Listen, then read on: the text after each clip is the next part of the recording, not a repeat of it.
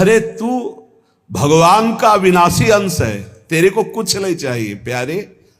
तू शरीर भाव में स्थित हो गया इसलिए चाहिए, कुछ नहीं चाहिए। जिस दिन जो ठान लेगा वैसे ही होगा। कई वर्ष अन्न नहीं पाया गया। भ्रमण में क्या मिलता, कभी जब कोई पूछता वैसे तो उबली हुई आलू या इतना गुड़, या कभी कोई हफ्ता 10 दिन में दूध थोड़ा दे देता, कोई फर्क नहीं पड़ता। काफी समय तक भगवती भागीरथी के परम पावन दुग्ध का पान करके जैसा इस शरीर को बनाना चाहो 10 दिन केवल कष्ट लगता है। जैसे अन्न छोड़ो तो 10 दिन परेशानी, फलाहार छोड़ दो केवल जल पे आ जाओ तो 10-15 दिन परेशानी, इसके बाद शरीर उसी में सेट हो जाएगा। वो उतने जल की खुराक में अपने जीवन को चलाने लगेगा। घबराते हो केवल कि ऐसा कैसे चल सकता है, सब सहन करने की कोशिश करो, सब सह लोगे। सच्ची मानिए, ये अच्छे अच्छे पदार्थ खाकर सुविधाजनक जीवन व्यतीत करके वो उच्च कोटि की अध्यात्म की ऊंचाई बहुत कठिन है, बहुत कठिन है। लालसा तो बहुत ऊंची करते हैं, लेकिन आचरण हमारे अगर ठीक नहीं है, हमारी वैसी लालसा के अनुसार साधना नहीं है, वैसे हम चल नहीं रहे, तो कैसे लालसा पूर्ण होगी? समझो पहले। देहूति जैसी पत्नी के लिए 10,000 वर्ष तक करदम जी को तपस्या करनी पड़ी थी। भगवान प्रकट हुए थे तब महाराज आदि सम्राट मनुष्य रूपा से प्रकट हुई देहूति जी, और भगवान कपिल देव जी जैसे पुत्र प्रकट हुए। तपस्या, भजन। बोले ये जो मंद बुद्धि वाले हैं, अच्छा खाने को मिल रहा है, सुविधाजनक रहने को मिल रहा है, दिन कट रहा है, दिन काटने के लिए मिला है। अरे एक एक मिनट सार्थक करने के लिए, काटने के लिए नहीं। दांती पीस के भजन होता है। देखो हम बताएं तुम्हें अनुभव की बात, 10-5 मिनट भजन में मन लग जाएगा जो अच्छा अभ्यास किए हो। शब्द याद रखो, या हम खाई पी बातें कहते हैं। अगर भजन का अभ्यास अच्छा कर रहे हो तो 10-5 मिनट, बहुत 20 मिनट घसीट ले। इसके बाद वो संकल्प विकल्प खड़ा करेगा, बेमतलब की बातें सामने, और भजन को रोकने की कोशिश करेगा। चलाओ, एक मंत्र चलाना, दूसरा नहीं चलाना, एक पकड़ लो मंत्र। 20 मिनट के अंतर्गत आप हमारे अनुभव को देख लेना, एकदम दृश्य खड़े करना लगेगा। और ऐसा उल्टा चलेगा ये, बस ऐसे होता है, दांती पीस के उसको दोस्त बार बार लड़ो, बार बार उसको परास्त करो, उसको बार बार परास्त। बेमतलब की बातें, बेमतलब का दृश्य, बेमतलब की घटनाएं उपस्थित करके वो मंत्र को रोकेगा। चलाओ, ये भगवत मार्ग की बात कह रहा हूं। अब 1 घंटा निकालो आप ऐसे युद्ध में, फिर आप खड़े हो आसन से तो ऐसे खिड़की में गर्दन जाएगी। पहले कुछ देख लें, कुछ सुन लें, कुछ, और नहीं है तो ये वो अभ्यास कर ही नहीं सकता जिसके पास मोबाइल है, नहीं कर सकता। क्योंकि जब वो स्थिति आती है ना दांती पीस के इसको जबरदस्ती बस में करने की, पक्का समझो ऐसे ही करना पड़ता है। तो उसको लगता कैसे मारो, तो लगता है इसी मंत्र से मारो, ये तभी वो विचलित होता है। बार बार पसीना आ जाता है, माथे पे नहीं मन पे पसीना आ जाता है, थक जाता है। जब लस्त हो जाए, त्राहिमाम मच जाए, तब और जिद्दी बनकर मंत्र जप करो, अभी बस में हो जाए। नहीं, इस मन को दुलार करना है, मन के अनुसार चलना है, और भजनानंदी की लिस्ट लगानी, लिस्ट यही लगानी है ऊपर से। महान भजनानंदी, महान त्यागी संत, सुनना ये चाहते हैं और लड़ नहीं सकते 5 मिनट युद्ध इस मन से। बड़ा विचित्र खेल। तो बोले ये जो मंद प्राज्ञ है, ये निर्णय करने वाली कुछ नहीं, कुछ समय के लिए ये शरीर मिला है, लड़ ले जीत जाएगा, प्रभु की प्राप्ति कर लेगा। और अगर इसके दुलार में रहे तो मरेगा, जाएगा, छूटेगा शरीर। तू अविनाशी, ये विनाशी, तेरे साथ कभी नहीं रह सकता। जो भजन में प्रधान भाव रखे हुए वही उत्तम भाग्य वाले। श्रीपाद कह रहे मंद प्रज्ञास्त एवात्र मंद भाग्यास्त, अगर मंद बुद्धि तो मंद भाग्य, और तीव्र बुद्धि आप भजन के लिए निकले। भजन जब हम देखा कि शून्य जैसा हो गया मन, न मंत्र पकड़े न नाम पकड़े न कुछ नहीं, बस जिद, वो भी जिद्दी है। अरे तूफान को रोक लेना सहज है, हिमालय को उठा लेना सहज है, लेकिन मन को रोक लेना ऐसा हमने योग वासिष्ठ में पढ़ा है। अब वो शून्य हो गया, जब जिद की शून्य हो गया, ना मंत्र पकड़ रहा है ना कुछ पकड़े, एकदम खड़े हो गए, पद गायन शुरू किया। अब तेरी जरूरत ही नहीं, जोर जोर से पद गायन। ऐसे थोड़ी इस पर ऐसे थोड़ी चढ़े बैठे रह गए, हर समय 24 घंटे चढ़े बैठे। तब वो धीरे धीरे धीरे फिर हाथ उठा दिया। अब वो जब सहयोग करने लगा तब आनंद आने लगा, और जब आनंद में डूबने लगा तो परिपक्व हो गया। फिर उसको थोड़ी देर बहुत विघ्नकारी, अंदर ही अंदर खत्म, न मंत्र में लग रहा है ना नाम में लग रहा है, ना एकदम शून्याकार स्थिति। अब हम चलाना चाह रहे मंत्र, वो बिगड़ेल कुछ नहीं सन, और उसके बिना होगा नहीं कुछ। जैसे हमारे बिना वो कुछ नहीं कर सकता, ऐसे बंधन और मोक्ष का कारण मन ही है। इसको बिल्कुल हमको ठीक करना है, दवा खवानी है इसको, दवा खवा के इसको स्वस्थ करना है, तभी हम भगवत प्राप्त होंगे। हमारे बिना ये कुछ नहीं कर सकता, तो इसके बिना भी हम कुछ नहीं कर सकते, क्योंकि यही बंधन और मोक्ष का कारण, इसको ठीक करना ही है। इसलिए लोक चिंता ननो धर्म चिंता न देहगा, श्रीमद वृंदावने राधा कृष्ण भाव भ्रतो मम। श्री वृंदावन में यदि आपको आने को मिला है, सत्संग मिला, धामवास मिल रहा है, अब मन से तुमको निकालनी लोक चिंता ना, नो धर्म चिंता ना देहगा, खाली करो, यही करना है। लोक चिंता नहीं होनी चाहिए, कल क्या होगा, आज का तो काम चल गया, अगला महीना कैसे काम चलेगा, ये अगर चिंता है तो तुम्हें भगवान का भरोसा नहीं है। ये भजन के समय ज्यादा प्रपंच रचेगा, किसका देना है किसका लेना है, किसने कब 10 साल पहले किसने गाली थी 10 साल पहले, वो सब याद करवाएगा। मन जलेगा, उसने ऐसा क्यों कहा था, उसने तब पकड़ो कि इस समय मंत्र जपने के लिए बैठे हुए, प्रपंच करने के लिए बैठे हुए। नहीं देखो ना, यही करता है। आप जब बिल्कुल एकाग्रता पूर्वक टीवी देखते हुए तो फिर बढ़िया है, फिर कोई परेशानी नहीं। एक कुर्सी में और आदमी बैठा लो, फिर माला ले लो, कोई परेशानी नहीं। ये हम उनकी बात कह रहे हैं जो असंग होकर मंत्राकार वृत्ति कर रहे हैं, उनकी। तब इसकी असलियत समझ में आती कि मन हमारा इस समय दोस्त है या दुश्मन। भजन के एकदम विरुद्ध खड़ा हो जाता है। लोक चिंता, अभी क्रियाओं की भी चिंता करो, भजन हो जाएगा, अभी तो वो करना है, अभी वो करना है। वो जिस समय भजन में बैठो उस समय ये सोच लो कि अगर आसपास आग लग जाए तो भी हम नहीं उठेंगे। आसपास आग लगी हो तो भी नहीं उठेंगे। योगक्षेमम वहाम में हम करने वाले भगवान मुझे उठाए आके या आग को शीतल करें, उनका विषय है। और सच्ची कहते हैं यदि जब चल रहा है तो अग्नि की भी ताकत नहीं कि आपके रोम को झुलसा दे, यदि सत्य भाव में स्थित हो। प्रहलाद जी को आग में झोंक दिया गया, कबीरदास जी को आग में झोंक दिया गया, कुछ नहीं हुआ, क्योंकि आग में जो दायिका शक्ति है वो प्रभु के द्वारा दी गई है, प्रभु ने ही प्रकट की है।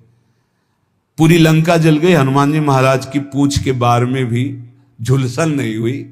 क्यों? ताकर दूत अनल जय सिरजा, जरा न सोते कारण गिरजा। बोले उनके दूत हैं जिन्होंने अग्नि का सृजन किया है, अग्नि की रचना की, जिन्होंने अग्नि को प्रकट किया है, अग्नि में जो दायिका शक्ति दी है। लोक चिंता ना, अगर आपको भगवत प्राप्ति करनी है तो तुम्हें कल की चिंता नहीं करनी। अभी वर्तमान में जो कर्तव्य है, भजन, मन को परमात्मा तत्व में लगाना, और शरीर से जो भी क्रियाएं हो, कुछ समय तो ऐसा रखो जो क्रियाहीन भजन हो। शांत, हम तो कहते हैं माला भी मत लो उस समय, ईमानदारी वाला भजन कह रहे हैं। शांत बैठ जाओ, बस केवल आंखों के सामने मंत्र चलाओ, चाहे आंख बंद करके चाहे खुला करके, और बस देखो ये कहां जाता है। जहां जाए फिर इसको दौड़ा के लाओ इसी मंत्र पे, जहां जाए फिर दौड़ा के लाओ बार बार। मंत्राकार वृत्ति 10 मिनट ऐसा साधन करोगे तो कई घंटे के भजन का फल मिल जाएगा।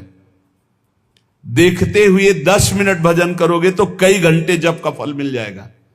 बहुत प्रभाव है मानसिक चिंतन करते हुए मंत्र जपने का। पर उस समय लोक चिंता ना, और ना धर्म चिंता कि अभी हमारा ये कर्तव्य है, उस समय नहीं। और ना देहेगा, अरे बड़ा दर्द हो रहा है, ये दर्द हो रहा है, वो दर्द हो रहा है। तुम्हारे किसी के दर्द तो कभी कभी होता होगा, हमारा दर्द का तो संबंध हो गया है, दर्द से हमारा तो संबंध हो गया है। जैसे तुम्हारा स्वाभाविक कभी बुखार आदि आवे तो शरीर में पीड़ा होती ना, ऐसी हमारे तो रोज बनी रहती है। इसके ऊपर उठे तब कांखना आएगा कि बहुत दर्द हो रहा है, फिर ऐसा आएगा। जितना तुम्हें कांखने पे आता है उतना तो रोज हमें रहता है, उतने का तो अभ्यास है इस शरीर को। उसके ऊपर जब होता है तब पकड़ के चलने की बात आती है। देहगा, और आप सच्ची मानो ऐसी स्थिति में भी गुरु कृपा से, गुरु प्रसाद से जो बैठने की, जो टहलने की, जो चिंतन की दिनचर्या, उस पर कोई फर्क नहीं। वैसे ही देह की भी चिंता नहीं करनी, धर्म की भी चिंता नहीं करनी, लोक की जीवन की भी चिंता नहीं करनी। कूद पड़ो, इस मार्ग में कूद पड़ो, खजाना ही खजाना हाथ में आ जाएगा। श्रीपाद कहते हैं जब कोई ऐसे भजन करता है तब उसके अंदर भावना श्यामा श्याम की जागृत होती है। तब भावोत्सवेन भजताम रसकाम धेनुम। संत वाणी, महापुरुषों का प्रत्येक वचन भगवत प्राप्ति के लिए बहुत अमृतमय सहायक है। कह रहे हैं अंधी करोमि भुवनम बधरी करोमि धीरम सचेतन मचेतनताम नयामि कृत्यम न पश्यति नयेन हितम शृणोति धीमान धीतमति न प्रतिसंदधाति। जो व्यक्ति बात बात पे क्रोध करता रहता है वो अपने भजन को छीण कर देता है, उसका भजन फलदायी नहीं हो पाता। अंधी करोमि, वो अंधा हो जाता है और ऐसे बात बोल देता है, ऐसी क्रिया कर देता है, ऐसी चेष्टा करता है, ऐसा संकल्प बना लेता है, उसका भजन क्षीण हो जाता है। क्रोधी पुरुष का भजन क्षीण हो जाता है, वो भगवत प्राप्ति कराने में समर्थ नहीं होता। अंधी करोमि भुवनम बधरी करोमि, गुरुजन उसे बोले समझावें तो उसको गुस्सा आ जाएगा, वो बहरा हो जाता है, उनकी बात नहीं सुन, वो अंधा हो जाता है, वो चेतन होते हुए जड़ हो जाता है। बस वो मैं ऐसा कर सकता हूं, मैं ऐसा कर दूंगा, वो अपने परम कर्तव्य को भूलकर अहित की बात बोलना लगता है, गाली गलौज करना। इसलिए बुद्धिमान पुरुष को चाहिए, जो भगवत प्राप्ति करना चाहता है, इस क्रोध रूपी शैतान से बचे। ये आ गया तो ना गुरुजनों की बात सुनेगा, ना देखेगा, ना समझेगा, जड़ जैसा हो जाएगा और बहुत गंदी गंदी बातें बोलने लगे, गाली गलौज, अपराध प्रवृत्ति, हिंसा आदि। जो उपासक भगवत प्राप्ति करना चाहता है, इस क्रोध से बचे। क्रोध बहुत ही हानिकारक है। ये बहुत अच्छा रहेगा, बहुत पक्के हो जाओगे। जब घर से निकले तो जन्मभूमि से थोड़ा ही निकले थे कि मन ने डरवा दिया, भोजन कहां करोगे, कौन देगा भोजन का। ये तो अभी तो शुरुआत ही हुई कि इसने हमारा साथ ही देना बंद कर दिया, बिल्कुल घबराहट पैदा कर दी। कहां रहोगे, कौन तुम्हारा पालन पोषण करेगा, कौन तुम्हारी रक्षा करेगा। इतने प्रश्न उठा दिए पर कदम नहीं रोका, खड़े नहीं हुए, भागे। कहीं कोई जग न जाए, कहीं कोई देख न ले, बस भागते गए और उत्तर देते गए मन को, प्रभु जहां जैसे रखेंगे वैसे रहूंगा, प्रभु भूखे रखेंगे तो भूखा रहूंगा, प्रभु अगर पिटवाएंगे तो पिट लूंगा, प्रभु मरवा डालेंगे तो मर जाऊंगा, कदम पीछे नहीं लौटाऊंगा। पता नहीं पूर्व का कुछ होगा ऐसा। वही शब्द पूरे जीवन भर उत्तर देता रहा इस मन को। जब इसने पछाड़ मारने की कोशिश की ता उसको वही उत्तर नहीं, तो कदम आगे बढ़ते चले गए। महासहानि दुखानि सुखान्युन्मादकानि वा। अब कोई दुख नहीं है। क्यों? जैसे अपनी घर आ जाए और पता चले गाड़ी बिगड़ गई तो सुख होगा इस बात का कि गाड़ी को तो बिगड़ना ही था, पर घर आके बिगड़ी ये बहुत हुआ। अच्छा, अगर कहीं रास्ते में बिगड़ जाती तो गड़बड़ हो जाता, फिर पता नहीं अंधेरा हो जाता और हम अपने घर तक नहीं पहुंच पाते। लेकिन कृपा ये हुई कि जब घर दिखाई दिया कि आ गया तो गाड़ी बिगड़ गई, तो कोई परेशानी नहीं हुई, अपनी अटैची उतारी, अपने घर आ गए। ऐसे महासुखानी, पक्का विश्वास करो, यदि आप पहले से तैयार रहोगे दुखों से लड़ने के लिए तो आप कभी प्रश्न नहीं करोगे कि हमारे साथ भगवान ऐसा क्यों कर रहे हैं। और अगर ये प्रश्न आ गया कि हमारे साथ प्रभु ऐसा क्यों कर रहे हैं, तो ना आप शरणागत हो और ना आप भगत हो।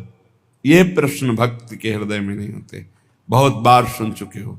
ये प्रश्न नहीं होते कि आपने दुख क्यों दिया। आज तक किसी भक्त के मुख से ऐसा नहीं निकला, आपने ऐसा क्यों किया, ये प्रश्न नहीं निकला। ये प्रश्न निकलता है जिसकी शरणागति पुष्ट नहीं होती, जिसका आत्मसमर्पण नहीं होता। तो हम पहले से महापुरुष जनों के वाक्यों से पुष्ट करते हैं। यदि आपको अभी शरीर स्वस्थ है तो खूब भजन कर लो, आगे दुख आने वाला है। लिख लो अपने लोगों की क्या भजन साधना है, जो रात दिन दिव्य भजन करते रहे। उनके जाते जाते शरीर में पूज्य पाद उड़िया बाबा जो 18 घंटे पद्मासन, 18 घंटे एक आसन में बैठे, उन महापुरुष के गुदाद्वार में ऐसा चटक गया था। वो जो भी नाम हमें तो याद नहीं है, ये इन नामों में नहीं है जो अभी लिए जाते हैं, गुदा रोग से संबंधित जो बड़ा पीड़ा देने वाला रोग होता है, पर वो होता इन्हीं गुदाद्वार के अंतर्गत, बहुत पीड़ा। पर वो ऐसी स्थिति में भी पद्मासन में अपने आसन में बैठते थे, कोई औषधि प्रयोग नहीं। बोले इसका तो केवल ऑपरेशन होता है, बोले कोई जरूरत नहीं। कई महीने तक पीड़ा देता रहा, फिर गायब हो गया। क्यों? क्योंकि उतना ही प्रारब्ध है। वो जहां अपना कष्ट भुगवा दिया खत्म हो जाएगा, बिना औषधि के खत्म हो जाएगा। हिम्मत रखना। बड़े बड़े महापुरुषों के शरीरों में कष्ट आया है तो पहले से तैयारी कर लो। भला हम कष्ट की तैयारी क्यों कर ले? क्योंकि हमें सुख भोगना है। देखो, जन्मभूमि से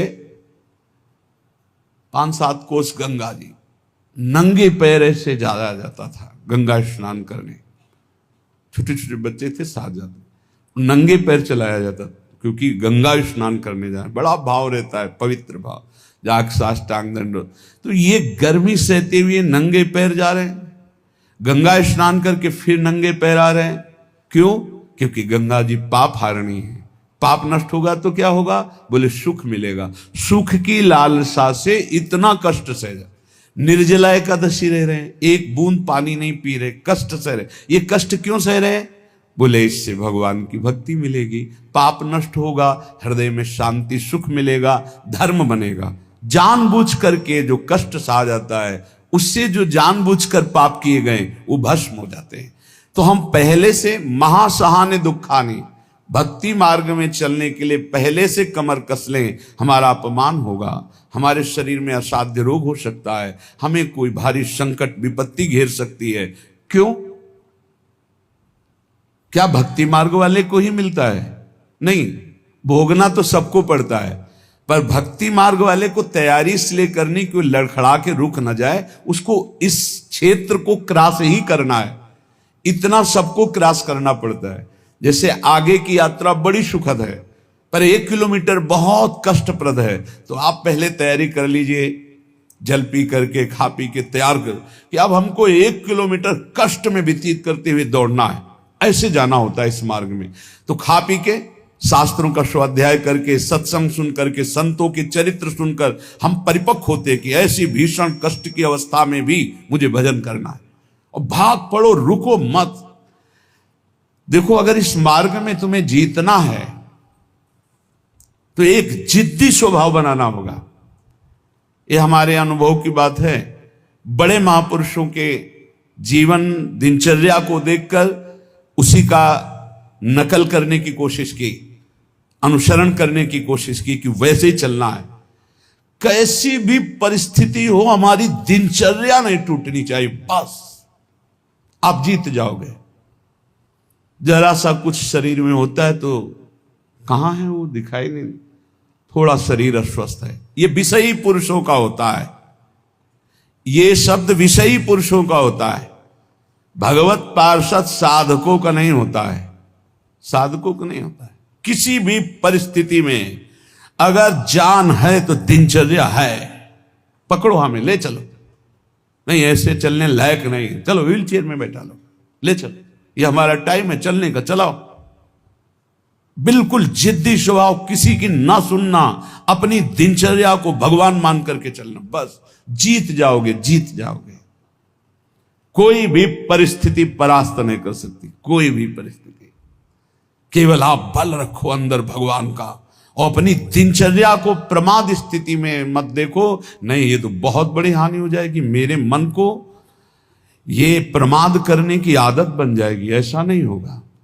हमने बड़े महापुरुषों को देखा है, दिनचर्या भगवान का स्वरूप। कैसी भी परिस्थिति में यदि दिनचर्या को आपने टालना नहीं सीखा तो जीत जाओगे।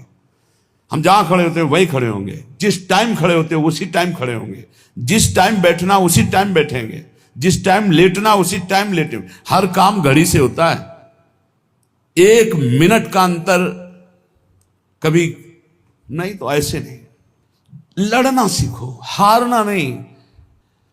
बड़ी भीषण गर्मी है, पहली बार सृष्टि में गर्मी पड़ रही है। ये गर्मी कटती थी काशी के घाटों में, जहां नीचे पत्थरों से लपट उठती थी।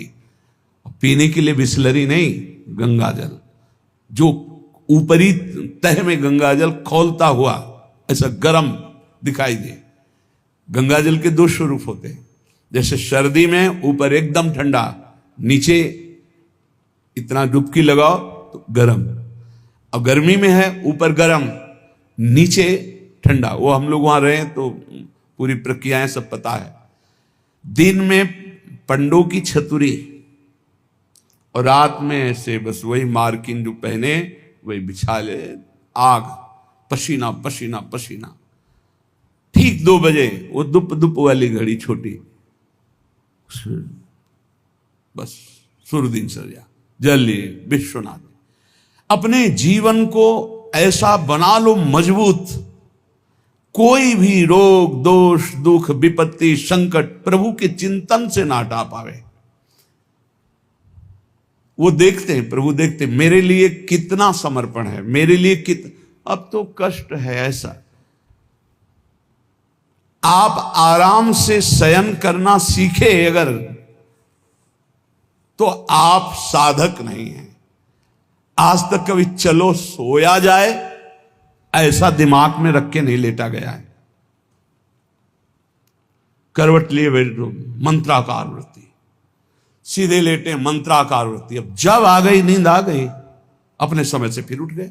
हम सोने के लिए नहीं लेटते, हम लेटकर भी भजन करते हैं, भजन के लिए लेटते हैं। हम इसलिए बता रहे हैं कि इसको पकड़ो, यही तुम्हारी लड़ाई है।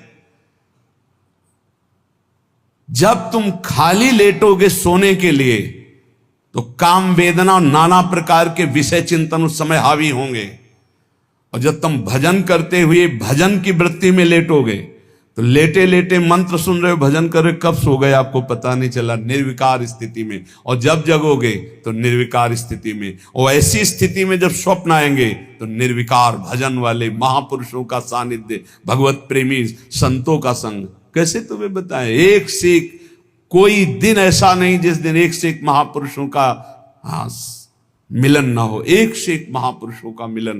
क्यों? भगवान सब रूपों में है, उन्हीं की शरण में, उन्हीं का निरंतर चिंतन है, तो वो अपने भक्त का मनोरंजन करते हैं। भक्तों का मनोरंजन किससे होता है? भगवान से। भक्त जन मनोरंजन भगवान का नाम। तो कैसे मनोरंजन? जैसे आदमी थक जाता है तो बोले अब ये लगाओ थोड़ी देर देखे। तो भक्त को विश्राम देने के लिए भगवान क्या करते?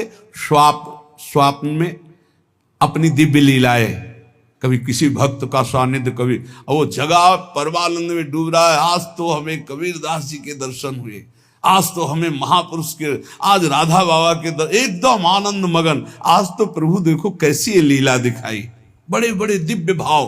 कब? जब शयन करने के लिए शयन नहीं कर रहे, भजन करते हुए शयन कर रहे। जितना हमारा समय है लेटने का, बस उतना ही समय है, उसके अलावा नहीं। थक गए होगे आप, लेट जाओ। आसपास जैसे सेवा में जो रहते हैं, हाँ ठीक लेट जाएंगे, अभी 35 मिनट है लेटने वाले समय को। फिर खड़े हुए 4 कदम चल के आए, फिर बैठ गए। आप पूरा हो जाए, बिल्कुल समय हो गया। कांटे पे समय आया, लेट गए, कांटे पे समय आया, उठ गए। इससे आपको वो पावर मिलेगा जो आपको परास्त नहीं कर सकता। जब साधक के सुनते हैं कि वो थोड़ा स्वास्थ्य आज अनुपस्थित इसलिए हैं, साधक का मतलब होता है कि उठ के चल ना पावे तो ए भाई हाथ जोड़ो 2 जनों से, हमको उठा के वहां ले चलो। उपस्थिति अनिवार्य है, हम वहां उपस्थित रहेंगे, हमारा ये समय उपस्थित रहने का है। बैठ नहीं पाएंगे तो सीढ़ी में लेट के सुनेंगे, लेकिन हम वहां उपस्थित रहेंगे। ऐसा जब जिद्दी स्वभाव होता है, तब माया मां की तरह दुलार करती कहती निकल जाओ। तो महासहानि दुखानि, ऐसे किसी के विषय में अगर जानना है तो या तो सोई जाने जे देव जनाई, और या हर समय रात दिन उनके साथ रहो तो जान सकते हो। बाहर से तो आप केवल कुछ समय के दृश्य को देखोगे, अपनी बुद्धि के तराजू में तोलोगे तो तुम्हारी बुद्धि कितनी है वो तुम हरि जाने। महासहानि दुखानि, ये शब्द बहुत अमृत है। यदि ऊपर उठना है तो इस शब्द को गले लगाना पड़ेगा। भगवत मार्ग में चलना है तो इस शब्द को गले लगाना पड़ेगा। महासहानि दुखानि। तब आगे आएगा सुखान्युन्माद का निवा, महान उन्माद प्रकट करने वाला सुख मिलेगा।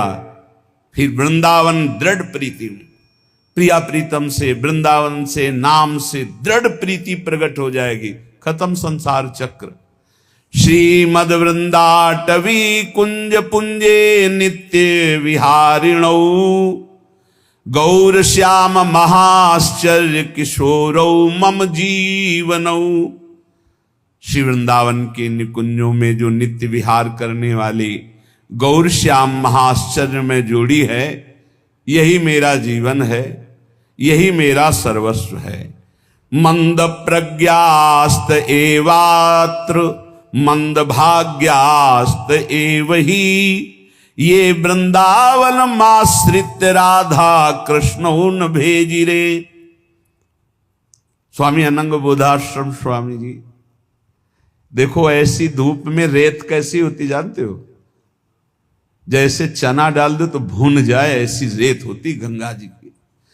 हम चले हैं, उस पे रहे हैं, पैर रखो तो ऐसा लगता है जैसे तपते हुए तवा में रख दिया। जो जहां शुष्क रेत है ना, एकदम सूखी रेत, वो बिल्कुल भुनी हुई, ऐसे लगते है कि बस अन्न डाल दो तो लावा बन जाए, भुन जाए, ऐसी रेत। और आप दिगंबर उसी में रहते थे, रात दिन 24 घंटे। जैसे दोपहर में कोई बहुत दया करके भिक्षा देने जाता, अरे स्वामी जी, अरे पैर रखते ले बोलता, ऐसे कह देते, ऐसे रेत लेते, ऐसे फिर अच्छा खड़ा हो जाया शीतल। और आपकी त्वचा ऐसी, जैसे कहने में अशुद्ध लगता है, जैसे पशुओं की त्वचा होती, ऐसी त्वचा हो गई थी।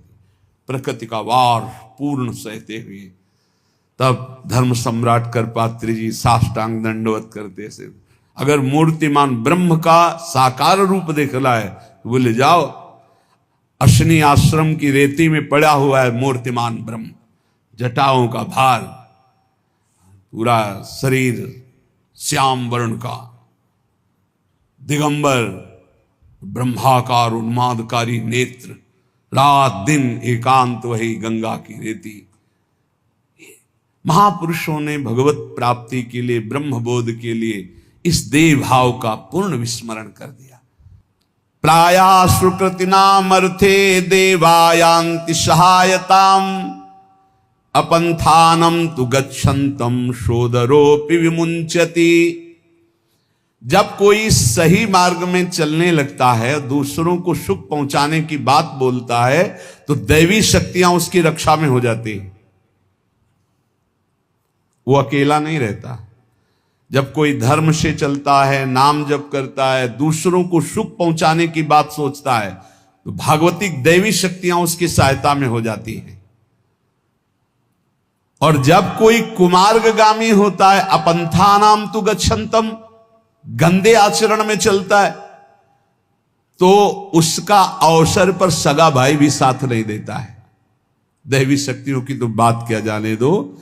अपंथानाम तो गच्छन्तम सोदरोपि विमुंचति, जो उदर से, उसी उदर से प्रकट हुआ सगा भाई, वो भी त्याग कर देता है, उसका कोई साथ नहीं देता। इसलिए प्रायः सुकृतिनामर्थे देवायांति सहायतम, सुकृतिवान बनो, धर्म मार्ग में चलने वाले बनो, भगवान नाम स्मरण करने वाले बनो, सब दैवी शक्तियां तुम्हारी सहायता करेंगी बिना मांगे। कुमार्गगामी बनोगे तो दैवी शक्तियों की बात जाने दो, तुम्हारा कोई मित्र भी, तुम्हारा सगा भाई भी तुम्हारा साथ नहीं देगा, उसको भी रोक दिया जाएगा। भागवतिक सिस्टम बाधा पहुंचा देगा, वो तुम तक पहुंच ही नहीं पाएगा।